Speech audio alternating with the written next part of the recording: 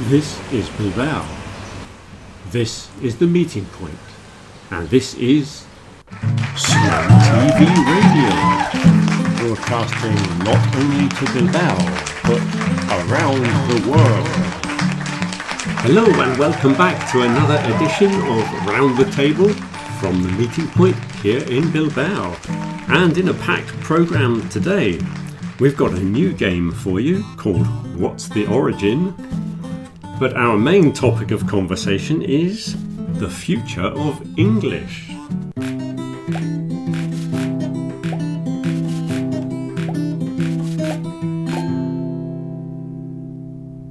Let's discuss English as a world language then. So, how many people do you think speak English now? It's a very common language, isn't it? Well, two things here. You can have people who have English as a mother tongue. Yeah. And I think it's the third one, like with 500 million people. Oh, yeah. But then you've got English as a second language, and that's like the first one, because it's over a billion, I don't know, million. Oh, the billion, the American billion, you mean? Yes, Yeah. That's confusing, isn't it? There are two different billions. There's a 1,000 million and a million million. Yeah, 1,000 million. Yeah, I think everyone uses 1,000 million these days. But that's confusing, yeah. So that's English as a second language. So back to first language popularity. The most popular is Mandarin Chinese, I think. Yeah. That's the biggest number. But they're mostly in China, aren't they? That's the thing, yeah. And then I guess Spanish is a little bit above English, isn't it? It's a very similar number. Yeah. But that's like most of South America as well, isn't it? Yeah. Plus Spain, plus even the people in the United States. There's a lot of people in the United States that have Mexican origins. A first language.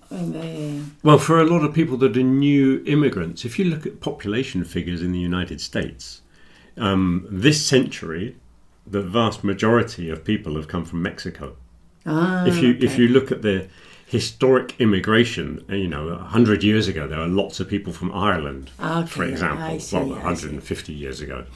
There was lots of Irish immigration and British immigration back at the beginning. You had all the Germans that went over and that. But if you look at the statistics for the last 20 years or so, the vast majority have been Mexican and very large numbers as well. Yeah. So there's probably quite a few people in America that speak English as a second language rather than a first. Yeah. I see what you mean. Especially in the southern places, California and Texas and places like that. Yeah. New Mexico. So anyway, as a second language, it's a huge amount of people. Like anywhere in the world, you can talk to someone if you speak English. Well, that's really why people are learning, isn't it? It's not because they want to talk to me. They want to talk to the rest of the world. English people are not as important as sometimes we like to think we are, but no. So L1, mother tongue language, first language people, and L2, as we shall refer to them in the future, L2, people having English as a second language. Yeah, I can't remember the statistics, but it's a huge number of people in the world who can speak English to a certain level. Yeah.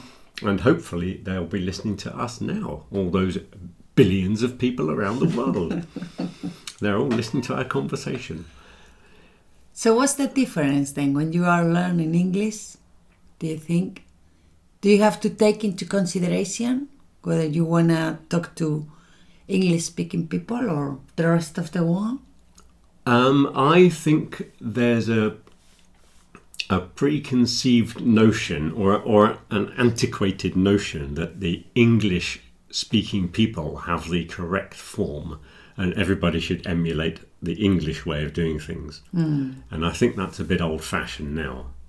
Yeah. Because if you look at the number of native L1 speakers, like we said, it's quite a small number compared to the number of second language speakers. And then you've got Australian English and American English and Canadian, and the English is quite a small percentage of the native speakers, Yeah. and the form that most people are taught is really sort of Oxford Cambridge received pronunciation, the old what used to be BBC English, which is even a tiny part of what is English, Yeah, really. that's true. So I don't think that notion of that one being the correct form, I don't think that stands in the modern world. I think we have to quite get by that. powerful, though, isn't it? Yeah, well, the Cambridge exam systems and things like that, and people look at Oxford and Cambridge, and if they're clever people, no doubt, no doubt they are. But that doesn't necessarily mean that their way of speaking is any more correct than anyone else's. Of course, they all went into the BBC, didn't they, back in the day? So the BBC English was inherited from the Oxford Cambridge form.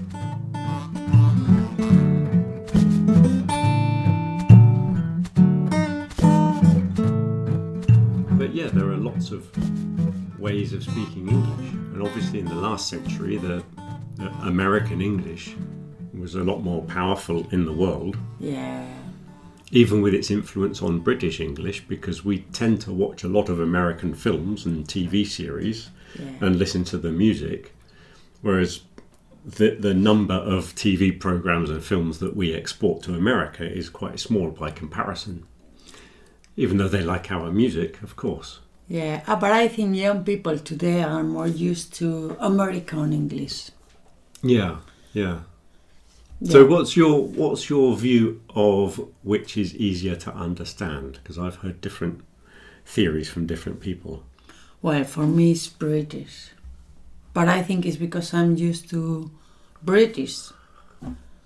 Because I'm with you and we listen to the BBC and we watch more British programs than American. So sometimes for me, American is a bit difficult, right?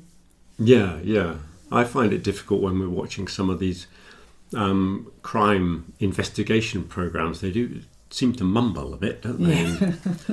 I think it's because, like we were saying the other day when we were talking about what types of programs to watch, you tend to get more exposure of the more correct forms of English, like that received pronunciation type of English, the BBC style, where you don't get a lot of Brummies from Birmingham and Geordies from Newcastle on TV programs and in films. People don't really know what that sounds like. So when they say British English is easier to understand, quite often it's one form of British English that they're referring to. Yeah.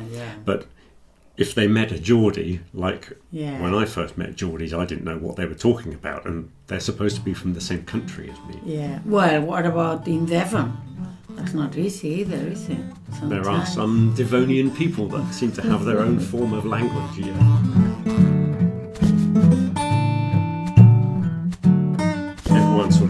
Anyone who has aspirations to success, as it were, or to go up in the ladder, the career ladder, you have to adapt your language to what is considered correct. Yeah. Yeah, you can't. If you're working in a bank or something like that, and you're talking to the clients, Yeah. you're supposed to use and know the correct forms. Whereas if you're working on a building site, it doesn't really matter. That's why you should never learn any language from listening to footballers being interviewed, because I think in any language, don't listen to footballers speaking, because they would have a very strange way of doing things. But anyway, back to the task. Yeah, so I think the traditional concept of Oxford Cambridge English being correct is slowly disappearing. And as more and more second language speakers maybe they get more confidence with it, or people realise what the world language is and how it works, because they're not using English to speak to native speakers anymore. It's L2 speaker talking to another L2 speaker. Yeah. And it's just like we said the other day, it's communication, isn't it? So if you get to communicate and make you understand with someone else, that's the point. Yeah. So what do you think the effect would be then if you have English as the world language and there's less and less importance given to the traditional Oxford-Cambridge style, what do you think will happen to the language? I think it will be like simplified, if you can say that. So I think it will make it, it'll be easier for people to talk. Yeah. I think we'll have in the future, we'll have a form like Esperanto, but somebody, sat down and designed a language, a simplified language. I think that will happen naturally through evolution. Yeah. As the language is used more by second language people, all the complicated bits will slowly be removed. Not by anyone intentionally doing it. Yeah. It's just be a natural evolution of language that if our prepositions are really crazy to other people to understand how we use prepositions, because they do seem a bit random, Yeah. maybe they'll just be a simplified form and we'll just use not one preposition for everything, but Yeah. Yeah, I guess it'll be something like that. Anyway, when you talk, like, unless the preposition is important, it's not, no, it doesn't really... no, it doesn't carry much stress in the sentence normally, no. So, But it can change the meaning sometimes because we have phrasal verbs, really. But then maybe phrasal verbs will disappear because it depends how common something is in other languages. Because apparently, if you speak German, Germans don't have a problem with phrasal verbs because they've got similar kind of things that they do because it's another Germanic language. yeah. They might not have phrasal verbs, but they've got other structures which are kind of similar. So they don't have that problem, apparently. But Right. it's funny you mentioned that because I know it's a Germanic language, but don't they have like really long words in German? Whereas in Yeah. English they are like really short. Yeah, but we have combinations of small words, don't we? All the Germans do is they just put them together. Well, yeah. It's a that's long true, word, yeah. but it's made of like 3 or 4 little words, and they just Yeah. don't put spaces in between, do they? Yeah, okay, yeah. But if you think about it, we use a sentence to say, I don't know, the man who is in charge of the office or something like that. Yeah. They just stick it together and make it into one word. Yeah, So, apparently they don't mind phrasal verbs as much as people in Spain do. So maybe if the majority of languages in the world don't have structures like phrasal verbs, then maybe that will disappear from the form of English that is used globally.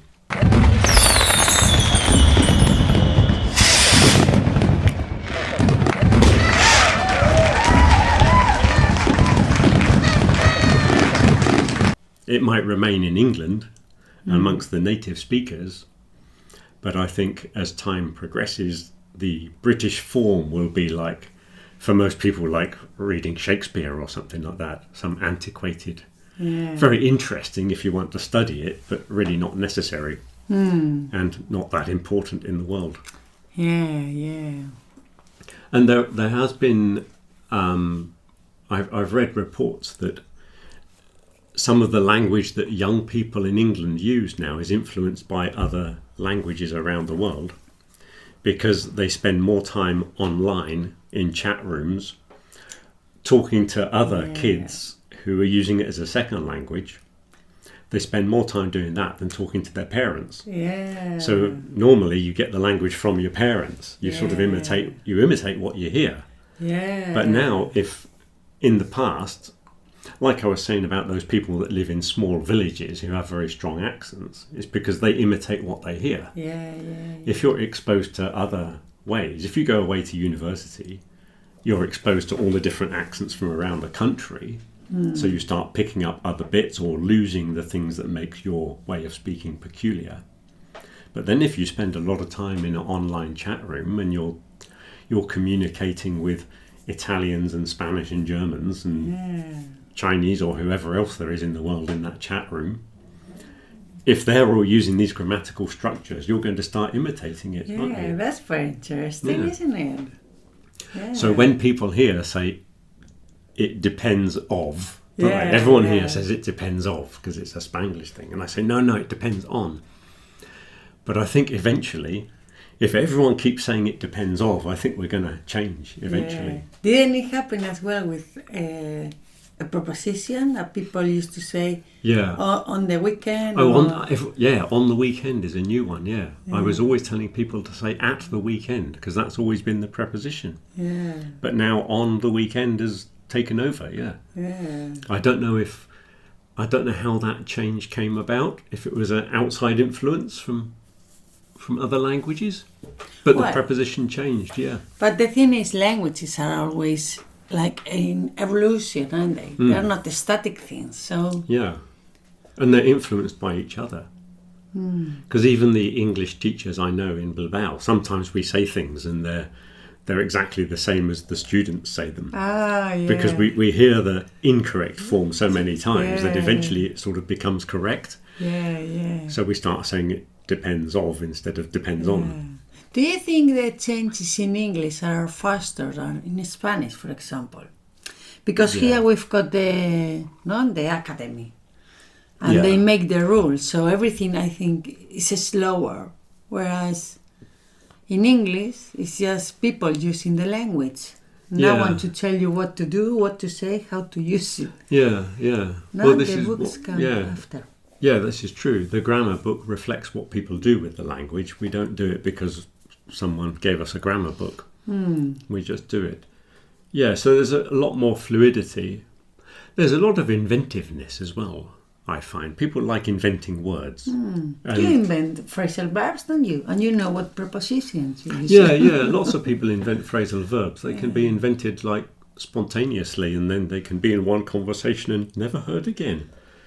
But people like inventing phrases and that, and it comes like in fashions. There'll be a new phrase that suddenly spreads through the language really rapidly. Someone will invent a slang word for something, and it'll be a noun, and then it turns into a verb, and then it turns into a phrasal verb, and all in like a couple of weeks. And it's amazing how quick these things happen. I'd like to be the person that invented selfie. I read somewhere that it was an Australian that invented the word selfie, and that's in like every language in the world now. It is. I find out these days that there are lots of words, new words like ghosting and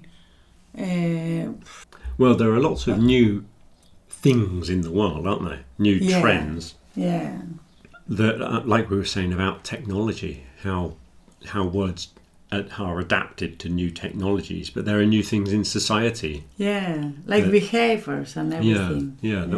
We never had them before. So they invent new words, or they're adapting old words, aren't they? Like ghost existed. Ghost as a verb possibly might have existed. It's kind of unusual, but ghosting, yeah. Yeah. But every week I find a new term. It's like, what's this? There's also another thing is that English gives a lot of words to other languages. But if you look at the history of English, most of it, in fact all of English, is words that have been taken from other languages. It's a big mixture. The origins of English are a sort of mixture of the Germanic languages and then a whole load of French added in, and then the technology of Latin and Greek was added in as well. But still, English has picked up words from Indian and Chinese and North American indigenous languages, a little bit of Australian and African languages thrown in there. Maybe we can play a game. What's the origin of this one? What, do you want to play that now? Yeah, Okay. shall we? Okay. So do you have to do a new... A jingle? Yeah, for what's the origin? Oh, okay then. So, let's have a game of What's the Origin? then. So, Are you going to ask the question? yes, Okay, then. I have some words here for you. Okay. So, bungalow. Do you Yeah. have the word bungalow? Yeah. Bungalow. Bungalow in English is not the same as bungalow in Spanish. You think it's a house made of wood, don't you, in Spanish? Yeah. For us, it's a house that only has one floor, so it's got no upstairs, just one level. Okay. And apparently it's in the style of Bengal. So the beginning of bungalow is some reference to Bengal. So it's from the whatever the indigenous language in India is around the area of Bengal. Ah, okay. Or maybe it's not. Maybe it's not from there, because if it's in the, they wouldn't have a name for in the style of Bengal, would they? Yeah. But it comes from India anyway. I don't know which Indian language it comes from. Okay. Maybe somebody listening knows more details. But it's a word that came back from India. Very good. What about talking about India? Yeah. What about curry? Curry, yes. That's a very interesting Indian word, yes. Now, I know this one. This is actually from right down south. This is a Tamil word. It comes from the Tamil language of the southern tip of India. And it's not really curry, it's like kiri or curry, or it's kind of similar, and that's just our pronunciation. So the word has changed a bit as it went from one language to another. But that's also Indian, from right down south. I know the precise location of that one. Oh, very good. What about this expression, chop chop? What, to go faster? Yeah. Chop, chop. Chop chop. Chop, chop. I think that, I guess it's from Hong Kong, so it will be Mandarin Chinese or something like that. But it's an expression it's probably nothing like that in the original language. Yeah. But it was something they used around the ports to tell people to go faster. Sounds like go faster, doesn't it? It does, yeah. My father used to say that quite a lot. Yeah. When we were late for school. Chop, chop! Get your shoes on. Yeah. And so it's of a Chinese origin, but I don't know what the original Chinese word would have been. But they say it comes from Hong Kong, apparently. Very good. What about, I don't know if we discussed this the other day, blizzard? Blizzard, yeah, that came up. We were talking about different types of snow, weren't we? The snow vocabulary. Yeah, that's North American Algonquian, or whatever the language is there. I think it's Algonquian, or it could be Inuit, I'm not sure. But North American indigenous languages gave us blizzards. We would just call it a snowstorm before we had that word, but blizzard is a wonderful word. I like it. Just sounds good, doesn't it? Blizzard. It does. It Blizzard. does. And the last one is, well, I think we know it here is a trademark. Billabong. Oh, the clothing brand, yeah. Yeah. Billabong. I guess it was surfing clothes originally. If it's exported from Australia, and if you go to Australia, I believe it's a geographical feature, and I think it's a river that doesn't flow all year. I think during certain seasons, there's a river, and then at other times of year, it either dries up or it becomes like long, separated lakes along the course of where the river should be. Yeah. But it doesn't flow all through the year. It sort of stops because there's not enough rain. And that's what a billabong is. I know that because there's a song about the swag man who sat by the billabong. And I remember singing it at school. And the teacher explaining what the billabong was. Oh. Yeah. Very good. Very good. Very interesting. And another one, maybe I'll have to do it on interesting word, is junkie. Junkies and Yankees. Oh, yeah. Yeah, I'll do that as an interesting word.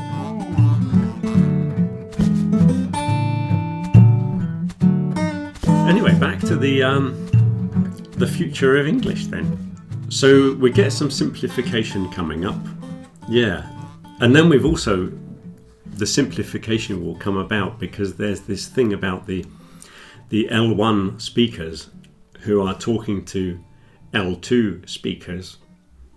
And again, that guy that I was watching on the internet who was talking about doing public speaking at the United Nations and things like that, and how difficult it is for some people to understand things, because as we're native speakers, we get accustomed to certain expressions that we use, and we forget how complicated it is. One of the problems is that so many native English speakers don't feel the necessity to learn other languages. Yeah. And it's not just that other languages are useful, but the fact that you've tried to learn another language gives you a much deeper understanding of the problems that other people will be having. Yeah. That's important, I think. This is another reason why it's difficult to understand people from small villages when you go to England. Yeah, yeah. They've never been in your situation where they've been in a small village in France or in Spain and had the same problems. If you try to learn another language, you're much more aware of the complicated things that you've got going on in your own language. Yeah. It's not that they are not trying or it's they don't understand, isn't it? Yeah, I think that's what it is, yeah. Because he was saying, like, in normal English speak, we do lots of strange things. Like, instead of using a negative sounding adjective, we use a positive adjective and make it negative. And we say, he's not very intelligent. Yeah. We don't say he's stupid because it sounds a bit rude. So we say he's not very intelligent. But for some people, that's a really complicated thing. If you read it on paper, then, maybe you could understand it. But if someone's giving a speech and they're speaking, fairly quickly, you don't have time to take this part of the sentence and analyse it because there's another part of a sentence coming. Yeah. And he was saying things like passive structures. And we use a lot of passive structures. But if you come from a language where they don't use them, apparently it's quite difficult to understand, especially, again, when it's in a conversation and when someone's giving a speech. He said there's lots of things like that we as natives, we should avoid them when we're, explaining something to a group of non-native people. Yeah.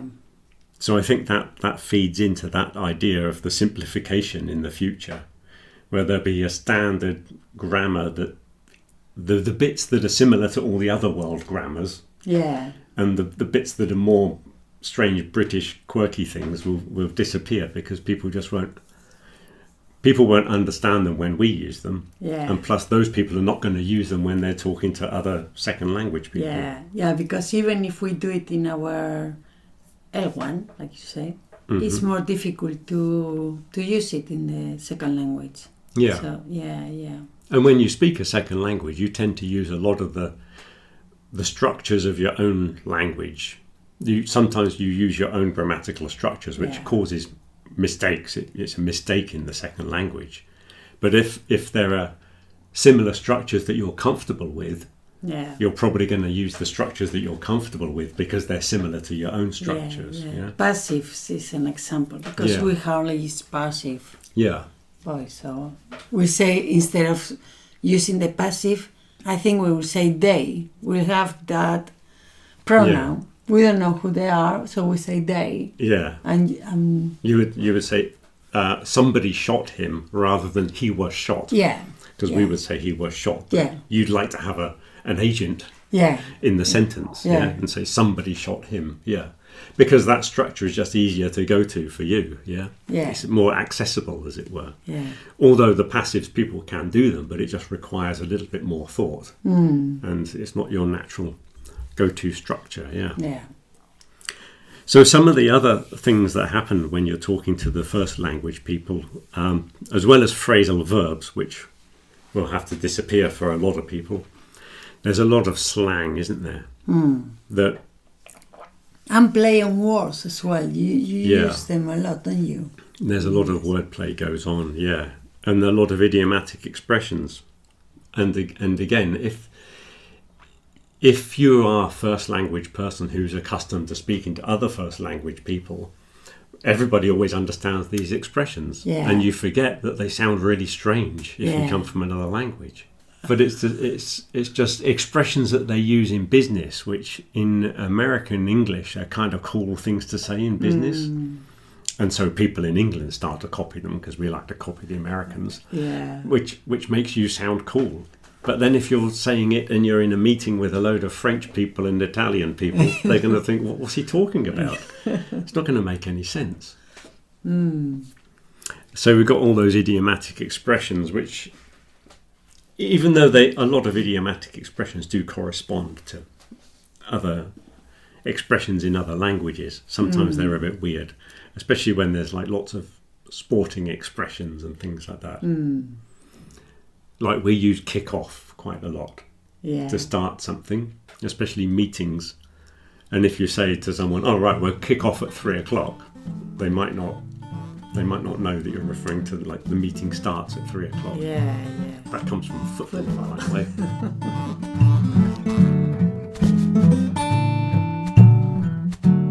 Do you think that we'll ever have one language in the world? Well, I don't think so. I find that hard to believe because people are very proud of their language. Yeah. And I know loads of languages died every day, but I think it's also a political thing. Governments are not going to allow that, are they? They'll invest more money or whatever to keep the language alive. Yeah. But I think, as it is now, English will be there for a long, long time as the international language, the lingua franca. Yeah, and I think English words will continue to go into all the other languages as they do at the moment. Yeah. And I think English will continue to take words from other languages as well. Yeah. But I think it'd be really boring if it was only one language anyway. I don't think the human species will survive long enough. No, if we had if everyone was conversing on computers and on Zoom meetings, then eventually that would speed it up and eventually everyone would speak one language. But still, there are the people that aren't doing that. Yeah. We still have face-to-face language. Yeah. We talk to our neighbours and people in the village and in the shops. And even if they had more English words in a lot of day-to-day situations, I don't think there's as many English words as people think there are. When they say, "Oh, there's loads of English expressions that we use," they're kind of in business, aren't they? Yeah. Where people use things because they think it sounds cool. Yeah, and I think there are words that are in fashion, like you use them for a couple of years and then they kind of disappear or something like that. Yeah. What I'm talking about, also thinking about, I don't think it'll be only one language because it's very difficult to express yourself in a second language. I mean, you can communicate, but it's not the same. You know what I mean? Yeah, but then if we're talking of a world language, it wouldn't be second language. I mean, if all the languages merged together over time, yeah, but it wouldn't be. It's not like, right, everyone's got to stop speaking this language and learn another language. Yeah, I'm talking about the evolution of language as we have more and more contact around the world. Yeah. Well, I don't know. I find it hard to believe. Well, that's all we have time for this week, so we'll have to finish there. Thank you very much, Ursula, for another fascinating conversation on language. And we'll be back next week for more of the same. So don't forget to like and leave comments and especially share it with all your friends. And have a good week. Till next week. Bye. Bye.